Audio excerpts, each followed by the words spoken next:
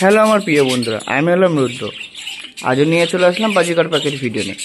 বন্ধুরা, এই ভিডিওতে আমি আপনাদেরকে জানাবো যে ক্যালসিয়াম আমরা কিভাবে তৈরি করব বিনা খরচে, অর্থাৎ কোনো খরচ ছাড়াই আমরা কিভাবে ঘরে বসে সেটাকে তৈরি করতে পারবো এবং সেটা কীভাবে সম্ভব। হ্যাঁ বন্ধুরা, এখন থেকে যদি আপনারা আমার ভিডিও দেখতে থাকেন তাহলে কিন্তু বাজিকর পাখি সম্পর্কে অনেক কিছুই জানতে পারবেন এবং তাদেরকে ভালো রাখারও বিষয় সম্পর্ক নিয়ে আমি আলোচনা করে থাকি। তাহলে বন্ধুরা আমরা চলে আসি মূল বিষয়, সেটি হলো আমরা কিভাবে বাজিকর পাখি থেকে অর্থাৎ বন্ধুরা আমরা কিভাবে ক্যালসিয়াম তৈরি করব। বন্ধুরা, আমরা যেভাবে ক্যালসিয়াম তৈরি করতে পারি সেটা হলো আমরা যে নিত্য প্রয়োজনীয় যে ডিম খাই, সে হাঁসের ডিম হোক মুরগির ডিম হোক, যে সমস্ত ডিম খেয়ে থাকি সেই সমস্ত ডিমের খোসা এবার থেকে বন্ধুরা আর ফেলবেন না, অর্থাৎ ডিমের যে খোলসটা থাকে সেটা আর ফেলবেন না। সেটাকে পারলে জমে রাখুন এবং সুন্দর করে পরিষ্কার করে সেটাকে ধুন। তার থেকে ভালো কথা বলবো বন্ধুরা, গরম জলে একবার ফুটিয়ে নিন যাতে কোনো রকমের ব্যাকটেরিয়া ডিমের খোসাতে না থাকে এবং সেই খোসাটাকে আপনারা দেখুন আমার মতন এভাবে বাটতে পারেন সুন্দরভাবে। দেখুন সুন্দরভাবে ডিমের খোসাটাকে একদম গুঁড়ো গুঁড়ো করবেন, সে আমুল দিস্তায় হোক বা আপনার শিলে বেটেই হোক। যদি আপনারা যত মিহি করবেন পাখিদের খেতে কিন্তু খুবই প্রয়োজনীয়। এবার বন্ধুরা বলে রাখি, আমরা পাখিদেরকে ক্যালসিয়াম কেন খেতে দিই। বিশেষ ক্ষেত্রে বন্ধুরা ফিমেল পাখিদের বন্ধুরা ফিমেল পাখিতে কিন্তু প্রচুর পরিমাণে ক্যালসিয়ামের প্রয়োজন হয়, অর্থাৎ ব্রিডিং করার আগের থেকে। ওরা যখন ব্রিডিং মুডে আসবে, অর্থাৎ যখন ব্রিডিং করবে তার আগের থেকে কিন্তু ওদের শরীরে ক্যালসিয়ামের খুব প্রয়োজন হয়, কারণ তারা বন্ধুরা ওরা ডিম পারবে, অর্থাৎ ডিম পারতে গেলে কিন্তু বন্ধুরা ক্যালসিয়ামের খুব দরকার। আর ক্যালসিয়ামের অভাবে কিন্তু বন্ধুরা অনেক সময় ক্ষেত্রে দেখা যায় যে পাখিরা কিন্তু ডিম নরম হয় এবং সেই ডিমে তাওয়া দেয় না। তাই বন্ধুরা অবশ্যই আপনারা চেষ্টা করবেন প্রত্যেকটা পাখিকে ক্যালসিয়াম দেওয়ার জন্য, নাহলে কিন্তু আপনাদের পাখিদের বিভিন্ন রকমের প্রবলেম হয়ে থাকবে। ক্যালসিয়াম ছাড়া যদি আপনি ব্রিডিংয়ে বসান এবং তারা যদি সে বাচ্চা হয়, সেই বাচ্চার ক্ষেত্রে অনেক ক্ষেত্রে দেখবেন যে বাচ্চা বাড়ছে না এবং গায়ে লোম উঠছে না। এর বিভিন্ন কারণ হয় বন্ধুরা, বেশিরভাগ হয় হলো আপনার ক্যালসিয়ামের অভাবে, বিভিন্ন রকমের সমস্যা দিতে পারে। তাই বন্ধুরা অবশ্যই কিন্তু ক্যালসিয়াম দেবেন, আর সেটা এখন কিন্তু বিনা খরচায় আপনারা তৈরি করতে পারবেন ঘরে বসে ডিমের খোসা থেকে।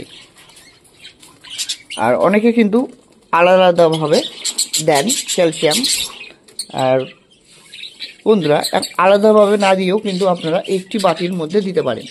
অর্থাৎ আপনার যে সুরকি মাটি আছে সেই সুরকি মাটির সঙ্গে কিন্তু এইভাবে ক্যালসিয়াম দেখুন বেশি পরিমাণে দেবেন তখনই যখন আপনি আপনার পাখিকে ব্রিডিংয়ে বসাচ্ছেন। এইভাবে ছড়িয়ে দেবেন। যেহেতু আমি পাখি ব্রিডিংয়ে বসিয়েছি এর জন্য ওদেরকে আমি একটু বেশি পরিমাণে দেব। দেখুন এইভাবে কিন্তু আপনারা ডিমের খোসা সুন্দর করে গুঁড়ো করে সেই খোসাটাই কিন্তু এরকমভাবে আপনার যে সুরকি মাটি রয়েছে অর্থাৎ ইটের গাঁটটা রয়েছে তার সাথে মিশিয়ে দিতে পারেন। অবশ্যই কিন্তু সেক্ষেত্রে ইটের গাঁটটাকে গুঁড়ো করে দেবে।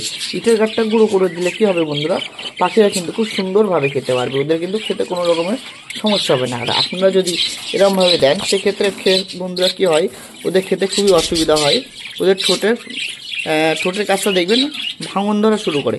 সেক্ষেত্রে আমি বলবো বন্ধুরা এরকমভাবে দেবেন না, একটু আপনারা কষ্ট করুন যাতে আপনার শখের পাখিগুলো ভালো থাকে।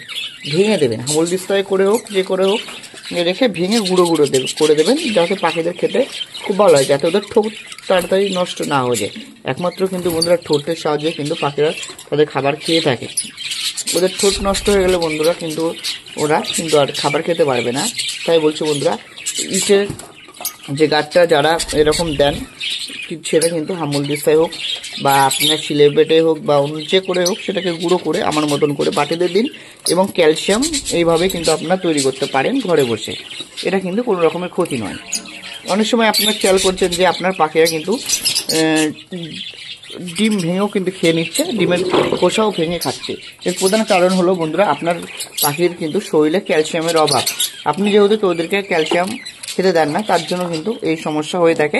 আবার সজনের পাতাতেও কিন্তু প্রচুর পরিমাণে ক্যালসিয়াম থাকে। আপনারা পাখিদেরকে সজনের পাতাটাও দিতে পারেন বন্ধুরা, ওতে পাখিদের খুব ভালো হয়। তাহলে আমার প্রিয় বন্ধুরা, আপনারা চাইলে কিন্তু এভাবে বিনা খরচে ক্যালসিয়াম তৈরি করতে পারেন এবং সেটিকে ইটের গুঁড়ো যেটা আছে, যারা পাখিরা খুবই প্রয়োজনীয়, যেটা ওরা খনিজ লবণ পেয়ে থাকে এই মাটির থেকে, অর্থাৎ আপনার যে ইটের গাঁট দিচ্ছেন সেই ইটের গাঁট থেকে কিন্তু ওরা এরকম খনিজ লবণ সংগ্রহ করে, যেটা কিন্তু ওদের শারীরিক কাজে বিশেষ প্রয়োজন, অর্থাৎ খাদ্য পরিপাক ক্ষেত্র থেকে শুরু করে বিভিন্ন রকমের পাখিদের যে শারীরিক যে সমস্ত বিষয়গুলো রয়েছে সেখান থেকে ওরা কিন্তু খেয়ে থাকে এই মাটি থেকে খনিজ লবণ।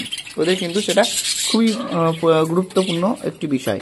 আর সবসময় মনে রাখবেন বন্ধুরা, আপনারা যখন পাখিকে ব্রিডিংয়ে বসাচ্ছেন তার আগে কিন্তু এই যে দেখুন, এই যে আপনাদেরকে আমি দেখালাম যে কীভাবে ক্যালসিয়াম তৈরি করতে হবে, এই ক্যালসিয়ামটা কিন্তু পরিমাণটা বাড়িয়ে দেবেন, আর অন্যান্য সময় কিন্তু অল্প দেবেন। যেহেতু আপনার পাখিকে আপনি ব্রিডিংয়ে বসেছেন সেক্ষেত্রে কিন্তু আপনারা বেশি পরিমাণে একটু ক্যালসিয়াম দিয়ে রাখবেন, নাহলে আপনাদের পাখিদের ডিম কিন্তু নরম হবে, ডিমের তাওয়া দেবে না, এবং প্লাস বাচ্চাও কিন্তু সুস্থ স্বাভাবিক হবে না, বড় হবে না, গায়ে লোমও আসবে না।